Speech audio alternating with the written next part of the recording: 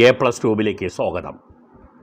കന്യാസ്ത്രീകൾക്കും പുരോഹിതന്മാർക്കും ഇനി മുതൽ income tax അടയ്ക്കേണ്ടി വരും.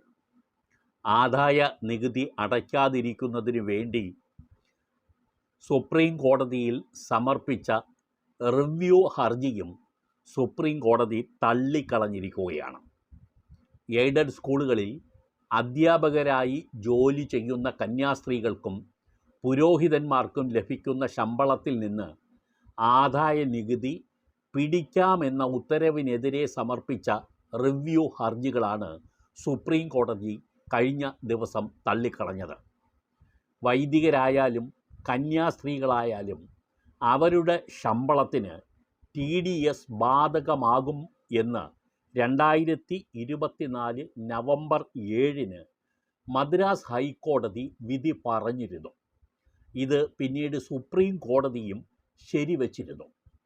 ഈ ശരിവയ്ക്കലിനെതിരെ ഒരു കൂട്ടം റിവ്യൂ പെറ്റീഷൻസാണ് ചീഫ് ജസ്റ്റിസ് സഞ്ജീവ് ഖന്ന, ജസ്റ്റിസുമാരായ JB പർദിവാല, മനോജ് മിശ്ര എന്നിവരടങ്ങിയ ബെഞ്ച് ഇപ്പോൾ തള്ളിക്കളഞ്ഞത്.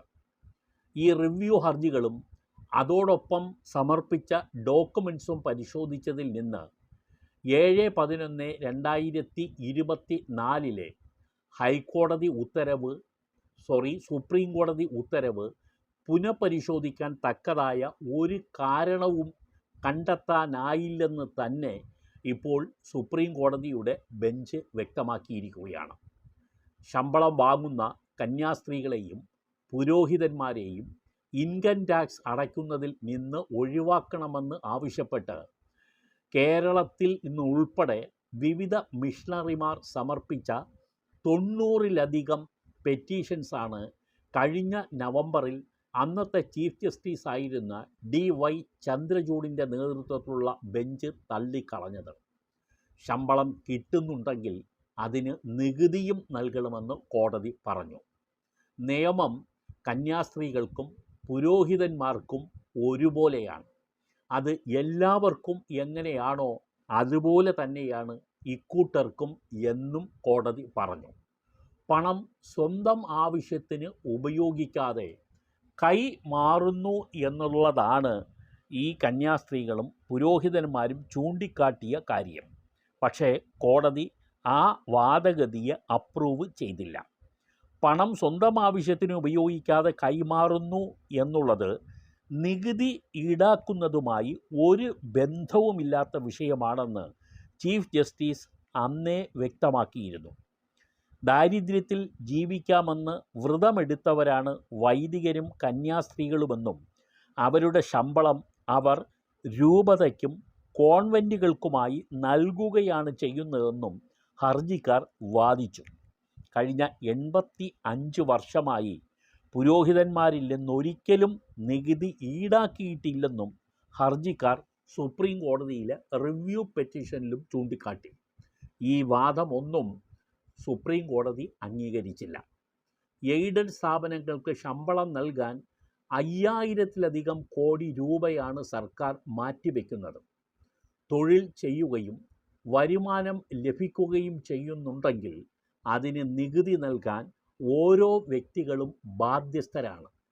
ലഭിക്കുന്ന ശമ്പളം മറ്റൊരു സ്ഥാപനത്തിന് കൈമാറുന്നു എന്നുള്ളത് കൊണ്ട് വരുമാനമില്ല എന്ന വാദം അംഗീകരിക്കാനാവില്ലെന്ന് തന്നെ കോടതി വ്യക്തമാക്കി.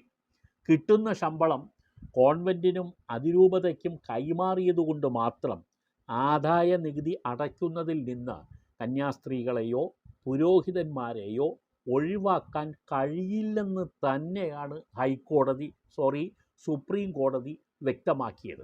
സുപ്രീം കോടതി നേരത്തെ ഇതേ ജഡ്ജ്മെൻറ്റ് തന്നെ പറഞ്ഞിരുന്നെങ്കിലും റിവ്യൂ പെറ്റീഷനുമായി വീണ്ടും ഇവർ സുപ്രീം കോടതിയെ സമീപിക്കുകയാണ് ചെയ്തത്. റിവ്യൂ പെറ്റീഷനും സുപ്രീം കോടതി നിരാകരിച്ചിരിക്കുകയാണ്. അതായത് ഇൻകം ടാക്സിൻ്റെ പരിധിയിലേക്ക് കന്യാസ്ത്രീകളും പുരോഹിതന്മാരും വന്നിരിക്കുന്നു എന്ന് സാരം. മത ജാതി പരിഗണനകളൊന്നും തന്നെ ഇൻകം ടാക്സിനു വേണ്ടി ഉപയോഗിക്കാൻ കഴിയുന്നില്ല എന്നുള്ളതാണ് കഴിയുന്നതല്ലെന്നാണ് സുപ്രീം കോടതിയും വ്യക്തമാക്കിയത്. ഇത് തന്നെയാണ് നേരത്തെ മദ്രാസ് ഹൈക്കോടതിയും അടിവരയിട്ട് പറഞ്ഞത്. പക്ഷേ മദ്രാസ് ഹൈക്കോടതിയുടെ ആ ജഡ്ജ്മെൻറ്റിനെതിരായിട്ടാണ് പുരോഹിതന്മാരും കന്യാസ്ത്രീകളും ഉൾപ്പെടെ ഉള്ളവർ സുപ്രീം കോടതിയെ സമീപിച്ചത്. സുപ്രീം കോടതി മദ്രാസ് ഹൈക്കോടതിയുടെ വിധിയെ അപ്രൂവ് ചെയ്തതിനെ തുടർന്ന് റിവ്യൂ പെറ്റീഷൻ വഴി വീണ്ടും ഒരു നീക്കം ഇവർ നടത്തുകയായിരുന്നു. അതും ഇപ്പോൾ കഴിഞ്ഞിരിക്കുന്നു. ഇനി അസന്നിഗ്ധമായി പറയാവുന്ന കാര്യം കന്യാസ്ത്രീകളും പുരോഹിതന്മാരും വരുമാനം ഉണ്ടെങ്കിൽ അവർ വരുമാന നികുതി അടയ്ക്കണം എന്ന് തന്നെയാണ്. പ്രത്യേകിച്ച് എയ്ഡഡ് സ്കൂളുമായി ബന്ധപ്പെട്ട് വരുമാനം ലഭിക്കുന്ന ആളുകളുടെ കാര്യം ഈ പെറ്റീഷനിൽ എടുത്തു പറയുകയും ചെയ്തിട്ടുണ്ട്. കാരണം ആ സ്കൂളുകളിൽ വർക്ക് ചെയ്യുന്നവരാണ് ഈ വിഷയത്തിൽ സുപ്രീം കോടതിക്ക് ഏറ്റവും ഒടുവിൽ റിവ്യൂ പെറ്റീഷനുമായി സമീപിച്ചത്. ഇത്തരത്തിലുള്ള പ്രധാനപ്പെട്ട കോടതി വിധികളൊക്കെ തന്നെ ഈ ചാനലിൽ ഉൾപ്പെടുത്തുന്നുണ്ട്. ചാനൽ സബ്സ്ക്രൈബ് ചെയ്യാൻ മറക്കാതിരിക്കുക. നന്ദി.